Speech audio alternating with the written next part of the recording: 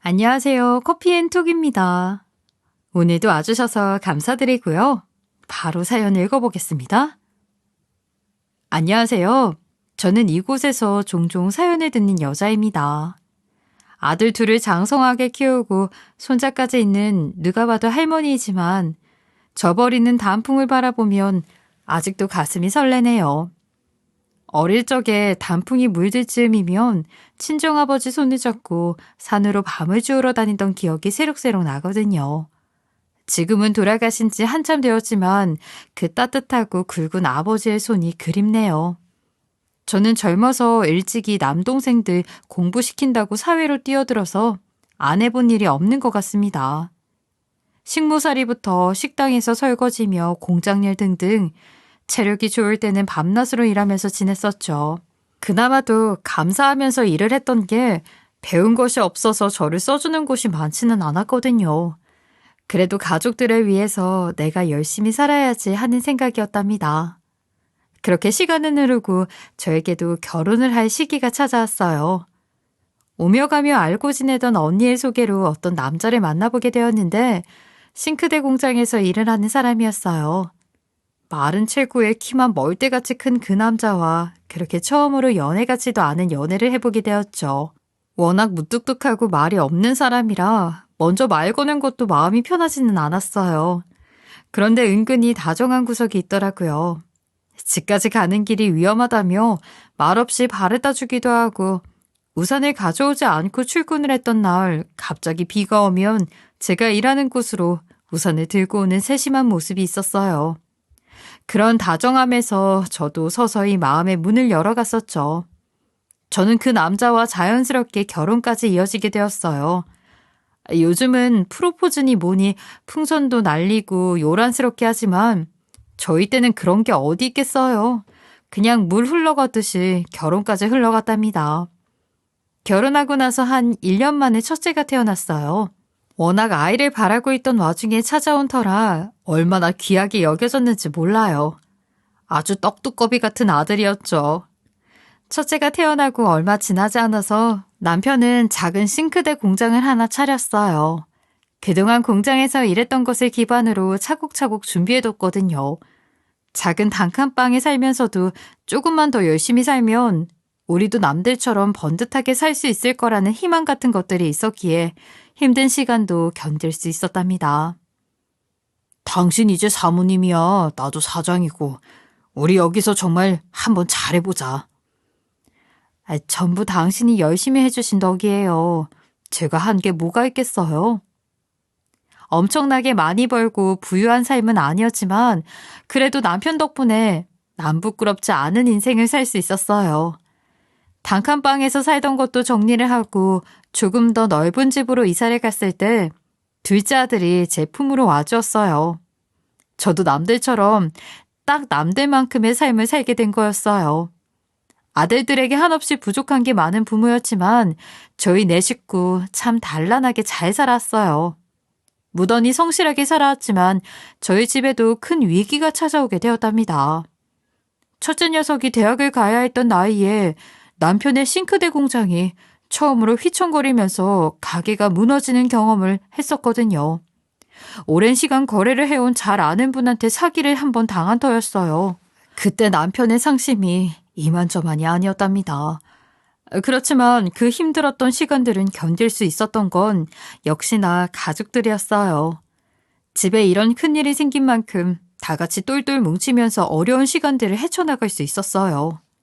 저 또한 다시 사회로 뛰어들어서 청소며 설거지며 닥치는 대로 일을 했었죠. 하지만 남편에 대한 원망이나 질책 같은 건 해본 적이 없어요. 제 남편이 바보 같아서 사기를 당한 것도 원해서 당한 것도 아니었잖아요. 그냥 피할 수 없는 소나기 같은 일이었죠. 내가 당신 고생시키지 않겠다고 그렇게 아등바등했던 건데 일이 이렇게 돼서 너무 미안해. 여보, 살면서 힘든 일 한 번 겪지 않은 사람이 얼마나 되겠어요. 그리고 어떻게 그게 당신 탓이에요? 저는 한순간도 그런 생각 해본 적이 없어요. 우리 다시 일어나는 건 금방이니 너무 힘들어하지 말아요. 맞아요, 아빠. 아빠가 이렇게 축 처져 있으면 저희가 마음이 너무 불편하잖아요. 아들 녀석들이 그래도 잘 커준 덕을 저 때 많이 봤었네요. 다른 집 애들은 사춘기에 뭐에 예민할 때였는데도 힘들어하는 아빠의 곁을 지켜준 건 두 아들이었답니다. 사정이 이렇다 보니 엄마 아빠에게 부담을 주고 싶지 않았던 첫째는 곧장 취업을 해서 돈을 벌더라고요. 그리고 이내 몇 년 후엔 돌연 유학을 가겠다고 하더니 배낭 하나 싸들고 호주로 가버렸답니다.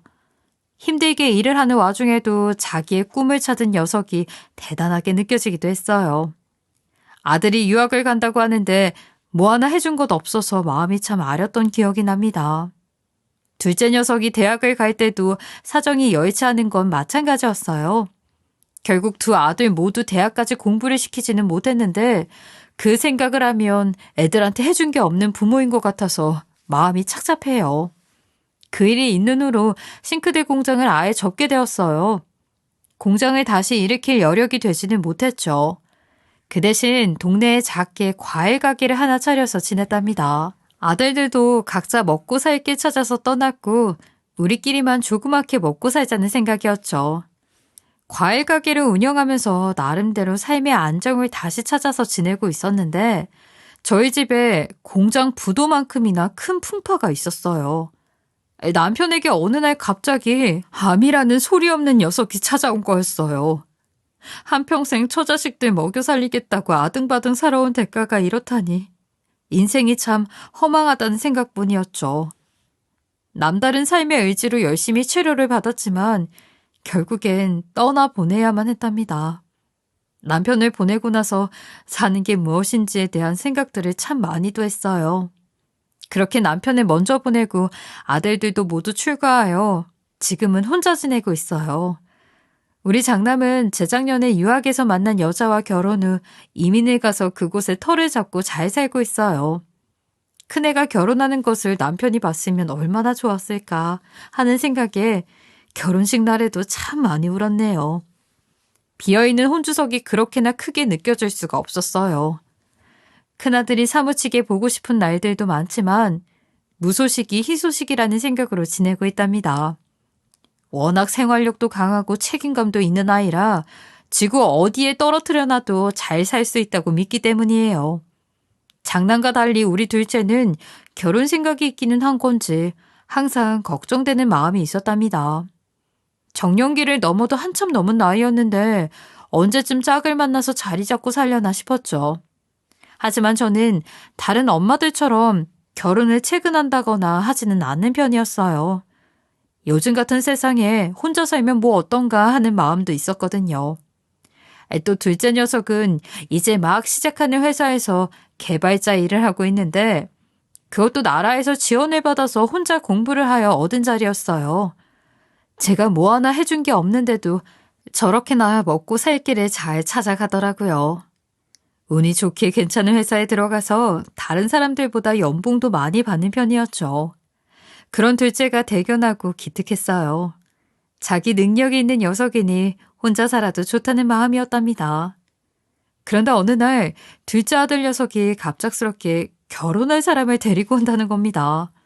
이게 무슨 일인가 싶었죠.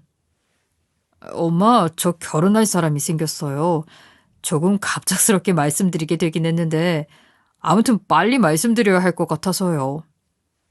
그 이후 아들의 입에서 나온 말이 더 충격적이었어요.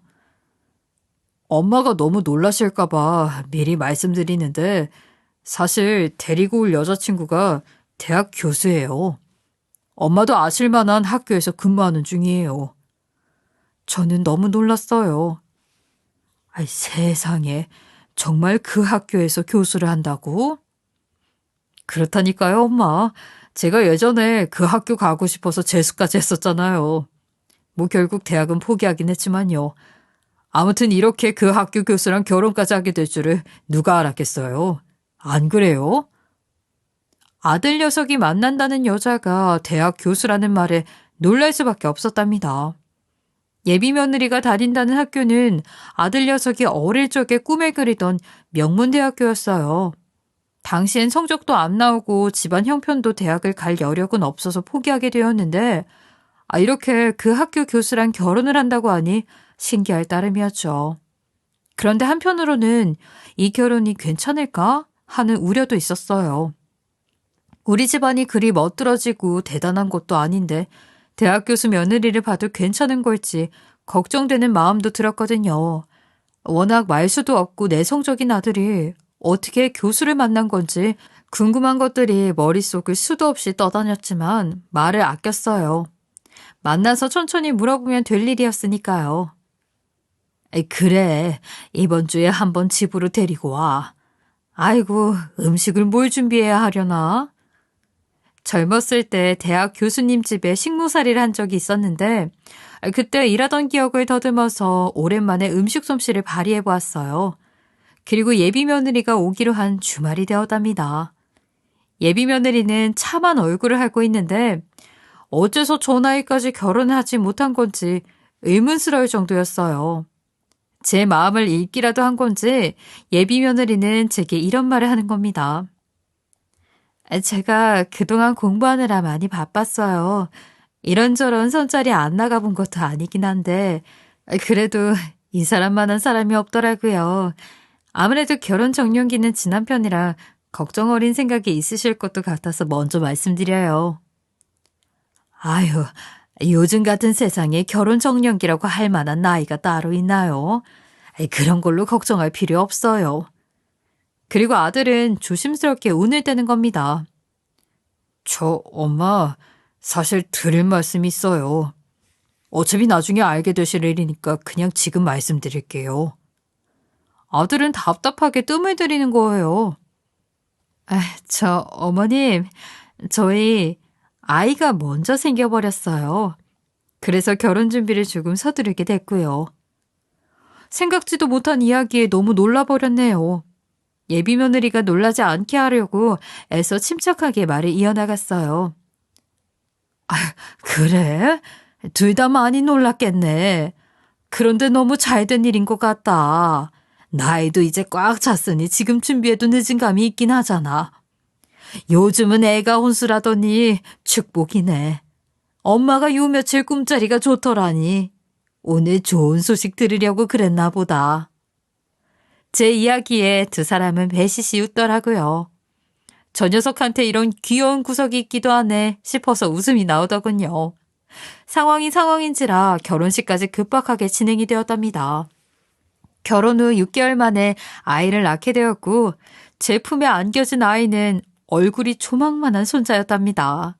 그런데 며느리가 친정이 멀다 보니까 곁에서 도와줄 수 있는 사람이 마땅치 않은 상황이었어요. 결국 제 손을 빌리게 되더라고요. 어떤 이들은 다 늙어서 황혼 육아는 절대 하고 싶지 않다고 하던데 저는 생각이 좀 달랐어요. 아들들 한참 자랄 때 제가 먹고 사는 것에 급해서 해준 것도 없고 또 큰아들네 손주들은 멀리 있어서 뭘 해주고 싶어도 그럴 수 없다 보니 작은 아들 애라도 챙겨주고 싶은 마음이 컸거든요. 주변에 젊은 부부들 보면 애 키우랴 밖에서 일하랴 정말 몸이 10개여도 부족할 것 같아 보이는데 뭐라도 도움이 되어줄 수 있어서 오히려 행복한 기분이었어요. 엄마한테 절대 부탁하지 않으려고 했는데 죄송해요. 너 그런 말 할 것 없어. 엄마인데 죄송하긴 뭐가 죄송해. 아니에요, 어머님. 저희 힘으로 해야 하는 게 많은 건데 지금은 상황이 좀 여의치 못해서요. 커가는 손주를 보면서 나름의 행복도 많이 느끼는 편이었어요. 제 손을 많이 타고 자라서 그런지 어쩔 때는 자기 엄마보다도 저를 더 따르는 면도 있었답니다. 참 속물처럼 느껴질 수도 있긴 하지만 친구들에게 명문대학 교수 며느리 이야기를 하게 되면 어깨에 힘이 들어가는 것이 괜히 제가 교수라도 된 것 같은 기분이 들기도 했어요. 그만큼 작은 아들의 혼사는 저에게 느껴보지 못했던 것들을 느끼게 해주었죠. 그 이후에도 작은 손주는 제 손을 많이 타면서 자랐어요. 낮에는 과일 가게 일을 하고 아들네가 퇴근하기 전까지는 제가 손주를 맡아주는 시기였죠. 며느리는 아이 문제에 있어서만큼은 다소 예민한 편이었어요. 아무래도 집에서 좋은 것들을 많이 받으며 자랐으니 자기 아들에게도 좋은 것만 해주고 싶었을 겁니다. 어머니, 이유식 이런 식으로 하시면 애가 잘 먹질 못해요. 다음에 이런 건 하지 말아주세요. 제가 지난번에도 말씀드린 것 같은데. 그래 미안하다. 내가 주의한다는 게 요즘 정신이 없어서 깜빡했구나. 저의 실수에 대해 그냥 넘어가는 법이 없는 깐깐한 며느리였어요. 하지만 그만큼 야무지고 똑똑하니까 그런 거라고 생각하고 제 실수에 대해서는 바로바로 미안하다고 하는 편이었죠. 시간이 흘러서 손주가 초등학교에 들어갔어요. 저는 2년 전에 과일 가게는 접게 되었고 지금은 거의 둘째네 살림을 도와주면서 생활비를 타쓰는 식으로 살고 있어요. 멀지 않은 거리에 살고 있어서 가능한 일들이었죠. 물론 아들 내외한테 생활비를 받고 지내긴 하는데 어쩔 때는 제가 이 집의 시어머니인지 식모인지 구분이 가지 않을 때도 있었어요. 특히나 제가 한 음식으로 타박을 할 때는 정말 어떻게 해야 할지 난감했어요. 한 번은 제 음식의 간이 너무 세다며 저를 타박하는 겁니다. 어머님, 음식간이 왜 이렇게 세요? 애가 먹기엔 너무 자극적이잖아요. 아이고, 나도 나이를 먹긴 하나보다. 나이 들면서 간이 조금씩 세진다더니.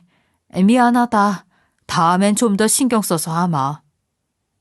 저도 모르게 며느리의 타박에 움츠러들고 사과를 하고 있더라고요.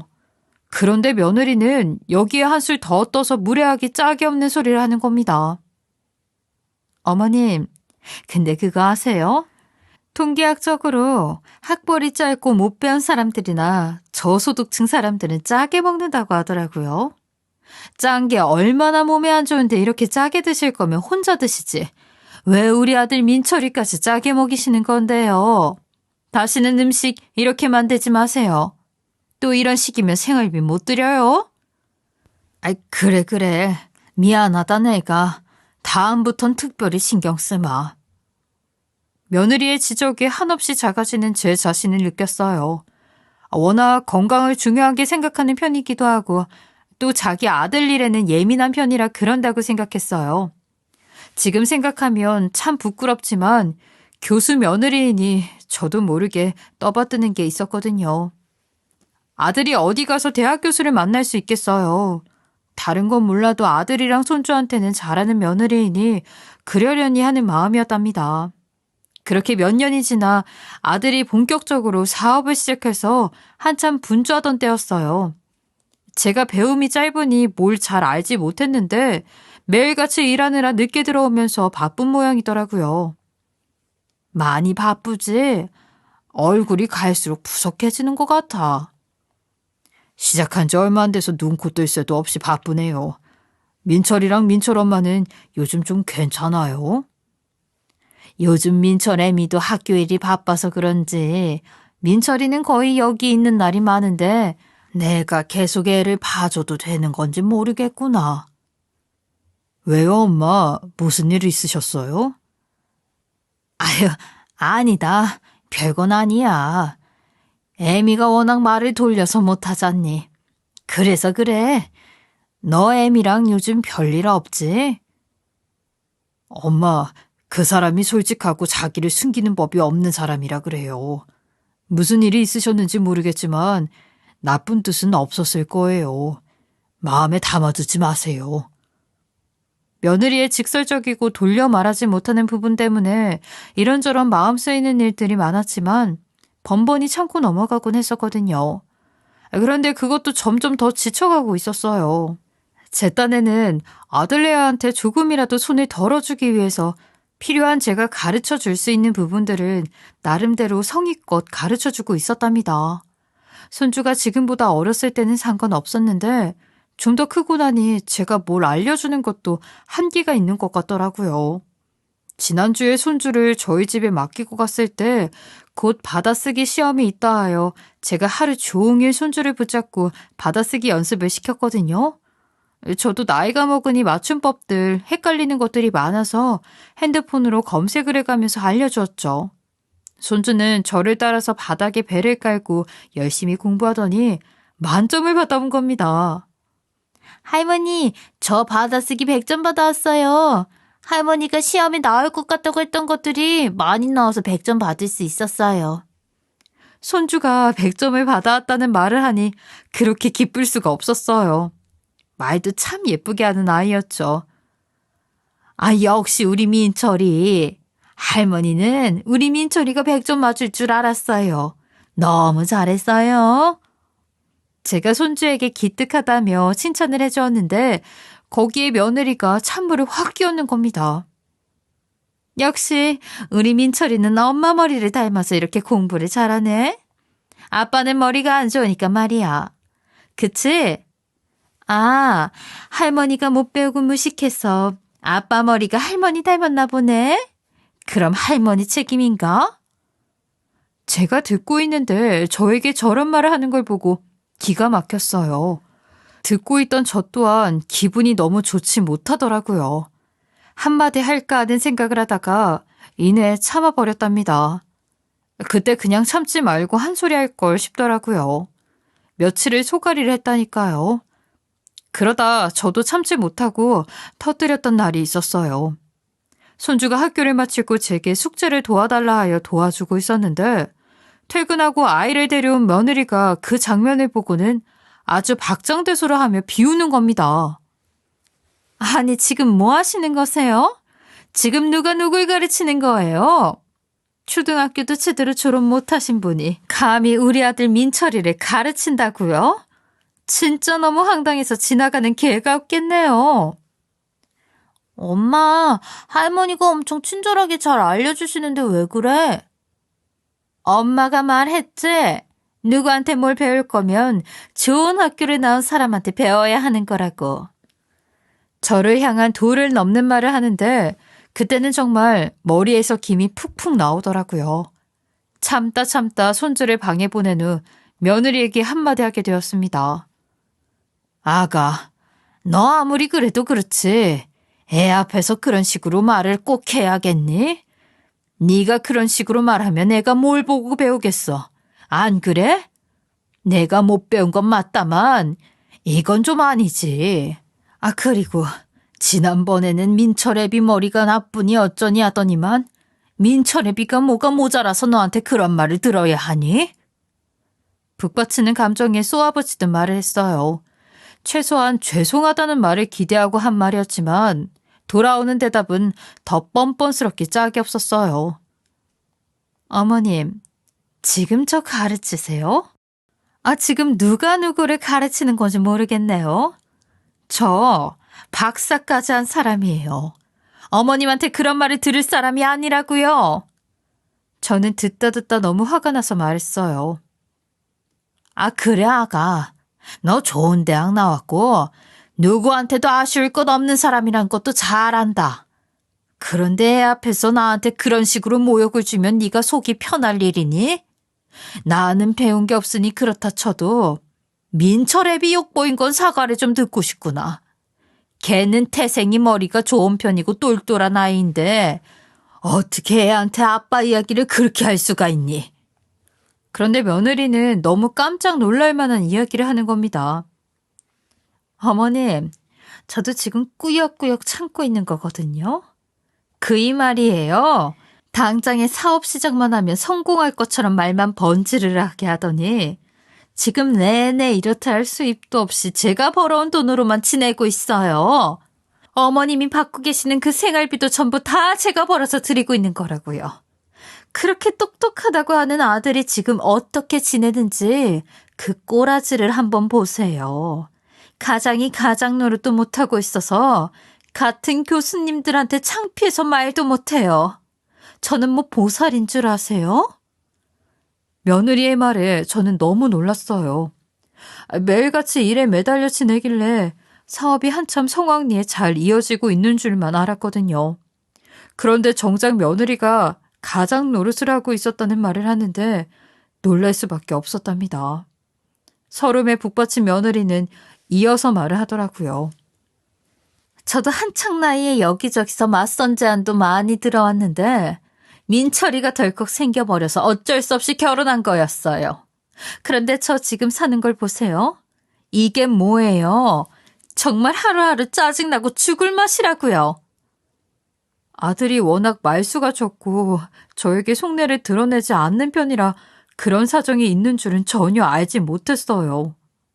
며느리가 뭐 때문에 그렇게나 불만이 가득했던 건지 이해가 되는 기분도 들었어요. 하지만 그렇다고 해도 남편인 아들과 저에게 그런 식으로 욕보이는 것은 정말 아니잖아요. 저는 며느리에게 다시 따끔하게 혼을 내켰어요. 이 녀석이 워낙 나한테 말을 하질 않으니 나로서도 니들이 그런 일이 있을 줄은 전혀 몰랐다. 아니 그렇다고 해서 네가 애 앞에서 네 남편이랑 나한테 그런 식으로 대한 게 합리화될 거라는 생각을 하는 건 아니지. 배울 만큼 배운 애가 어디 자식 앞에서 그런 식으로 무례한 행동을 해. 그런데 며느리는 눈물까지 글썽이면서 제게 발악을 하더라고요. 이게 다 못 배워먹은 집안에 와서 이런 수모를 겪는 거 아니에요. 주제도 모르고 가르치려 드는 걸 보나 본데 나한테 지금 사과라도 받고 싶은 거예요?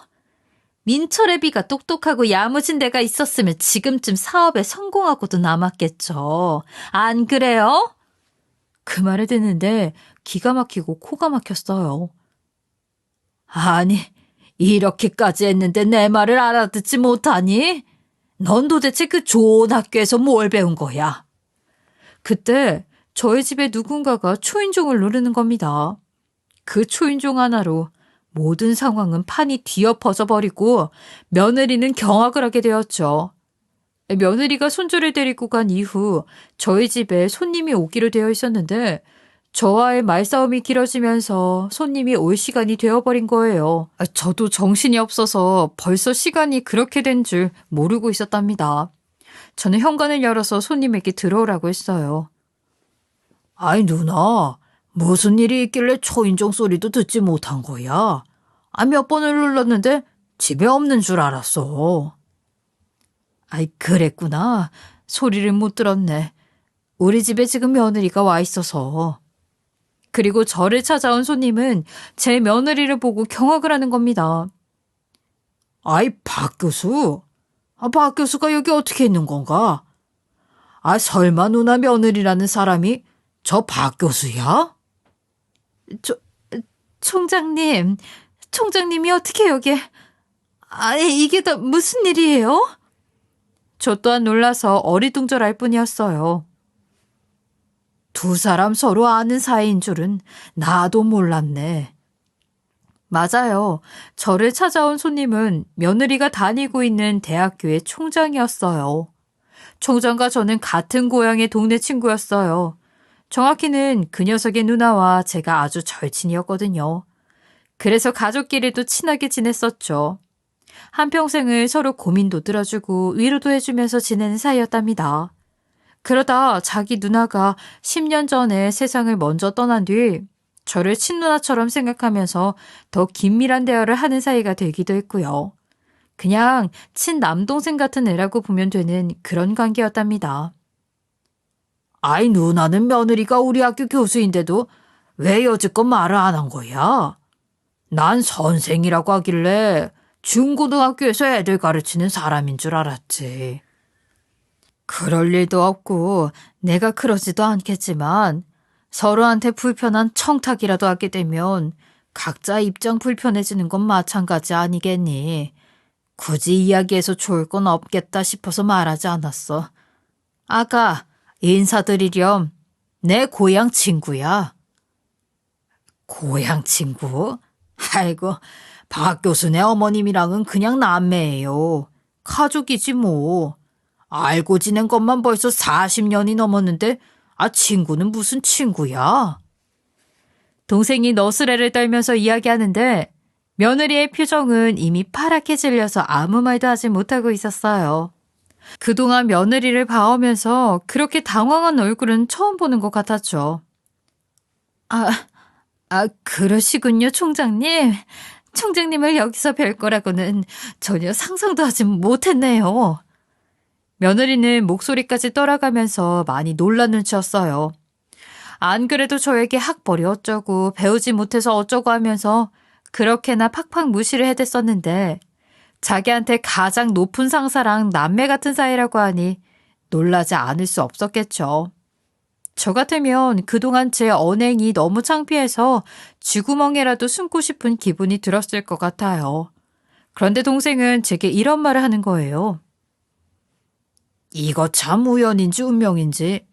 안 그래도 학교 일 때문에 머리가 하도 복잡하고 답답해서 누나한테 속풀이나 좀 알아왔는데 여기 박 교수가 있고 그러네. 박 교수도 많이 당황스럽죠? 동생이 하는 말을 들어보니 며느리한테 무슨 일이 있어도 단단히 있는 것 같아 보였어요. 너 학교에서 무슨 일이 있었길래 그러는 거야? 그동안은 별일 없이 잠잠했잖아.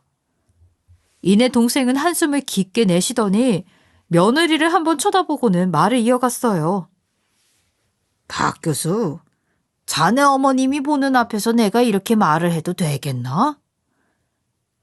총장님, 그게 무슨 말씀이세요?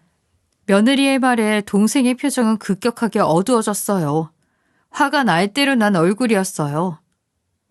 박 교수는 나를 물러보는 건가? 아니면 학교가 우스운 건가?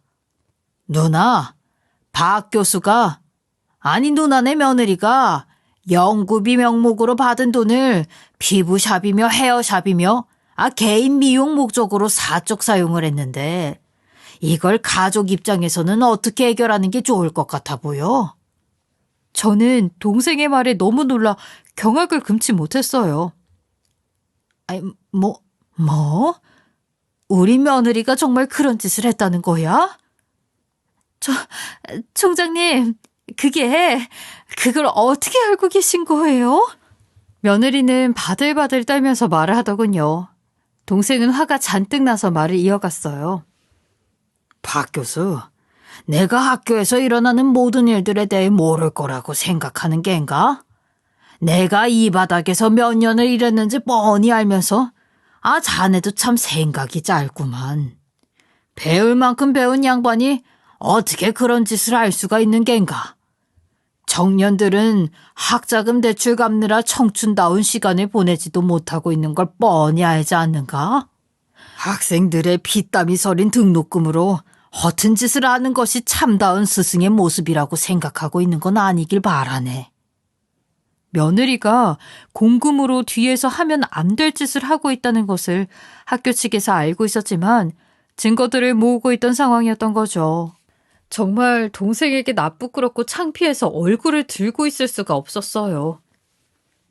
총장님 그게 정말 죄송합니다. 사실 말씀드리지 못한 것이 있는데 제가 지금 집에서 실질적으로 가장 노릇을 하고 있어요. 남편이 진행 중인 사업이 난항을 겪고 있는 중이라 오로지 제 급여에만 의존하고 있거든요.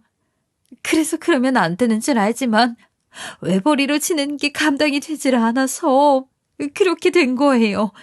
제 잘못 충분히 인지하고 있으니 한 번만 눈 감아주시면 안 될까요? 며느리는 저에게 늘어놓던 그 변명들을 레파토리만 살짝 바꿔서 동생에게 하더라고요. 그 말을 듣고 너는 아직 사람 되려면 뭐라도 한참 멀었구나 하는 생각밖에 들지 않았어요. 아니나 다를까 동생 또한 같은 생각을 하고 있는 것 같더라고요. 박 교수는 지금 그 말을 본인 행동을 정당화할 수 있다는 생각으로 한 건가? 지금 당장 남편이 벌이가 좋지 못하면 두 사람이 그걸 알아서 해결해 나갈 문제이지.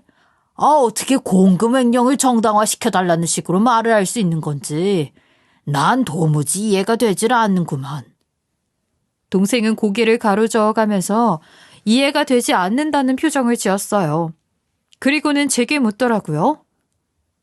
누나, 이런 짓을 한 박 교수가 누나 며느리인 걸 내가 오늘에야 알게 됐는데 내가 이 상황을 어떻게 처리하는 게 맞다고 생각해? 가족이니까 넘어가 줘야 하나 싶기도 해서 말이야. 동생은 오히려 저에게 어떻게 하면 될지를 묻는 겁니다. 순간 며느리의 얼굴에 화색이 도는 걸 보았어요. 그래서 저는 목소리에 힘을 주어서 말했어요. 뭐? 너 지금 무슨 말을 하는 거야? 그런 일에 가족이고 뭐고가 어디 있어? 내가 이럴까봐 두 사람 모두한테 서로의 존재에 대해 말하지 않았던 거야. 잘못한 게 있으면 당연히 그에 마땅한 처벌을 받아야 하는 거고 이 일에 내 생각은 추호도 하지 마. 너는 네 위치에서 네가 할 수 있는 일을 해. 며느리는 다시금 안색이 파랗게 질려버리더라고요. 어머님, 제발 저 좀 한 번만 살려주세요. 어머님, 제발요. 아가, 너도 참 웃긴다. 배워먹지도 못한 나한테 뭘 살려달라고 하는 거니? 사고는 네가 쳐놓고 수습은 내가 해주길 바라는 거니? 기가 찬다, 기가 차. 그동안 며느리한테 당했던 걸 한 번에 갚아준다는 마음으로 저는 시원하게 내질렀어요. 며느리의 똥 씹은 표정은 지금도 잊혀지지가 않네요. 그래, 누나 뜻이 그렇다면 뭐. 나는 내 자리에서 내 할 일을 해야지. 그날 이후 며느리는 징계위원회에 회부되었답니다. 교수로서는 가장 불명예스럽게 교수직을 박탈당하게 되었죠. 저 또한 교수라는 직위에 홀려서 며느리를 높이 사고 벌벌 떨던 시간들이 있었지만 이 일을 겪고 나서 느낀 게 있었답니다. 결국 가장 중요한 부분은 학벌도 직함도 아닌 인성이라는 것이었죠. 나중에 아들한테까지 이 일이 알려지게 되고 아들은 노발대발 난리가 났어요. 아이, 당신 아무리 그래도 그렇지. 정말 제정신이야? 어떻게 교수라는 사람이 공금으로 그런 짓을 아무렇지 않게 할 수가 있는 건데? 당신이 가장 노릇만 똑바로 했으면 이런 일이 없을 거 아니야? 뭐? 지금 말 다 했어? 그래, 그건 그렇다 쳐. 당신이 엄마한테 그동안 어떤 식으로 대했는지도 전부 들었어. 당신이 그러고도 사람이야? 어떻게 살아오신 분인지 뻔히 알면서도 어떻게 그런 말들을 할 수가 있는 건데. 그리고 당신 언제까지 그렇게 남탓만 할 거야? 당신이 허튼 짓 하는 바람에 교수직 박탈당한 것도 전부 다 내 탓이야? 당연히 며느리는 입이 10개여도 할 말이 없었죠. 아들은 화가 날 대로 나고 창피해서 같이 살 수가 없다면서 이혼을 한 해 만에 이야기하더라고요. 저는 아들에게도 네가 원하는 대로 하라고 말해줄 뿐이었어요. 결국 아들은 며느리에게 변할 수 있는 유예기간을 주게 되었고 아들에게 생활비를 받아 쓰겠다는 합의하에 둘은 아직까지 잘 살고 있네요. 지금은 아들의 사업도 어느 정도 자리를 잡았지만 며느리는 여전히 생활비를 타서 생활하고 있어요. 교수 직함도 없는 마당에 사업하는 남편이랑도 틀어지면 정말 곤란한 상황이니 어쩔 도리가 없었을 겁니다. 며느리가 교수직을 박탈당하고 나서 동생은 다시 저를 찾아온 적이 있었어요. 그날 제게 이런 말을 하더군요. 그날 내가 누나한테 박 교수를 어떻게 하면 좋을지 물어봤던 거 생각나지? 생각나지. 그건 왜? 사실 아무 의미 없는 질문이었어. 누나가 내 며느리니 한 번만 봐달라고 할 사람도 아니고 말이야. 그동안 누나한테 어떻게 했을지가 딱 보이더라고. 그래서 큰 소리 한번 치라고 물어본 거야. 아이고, 너도 참.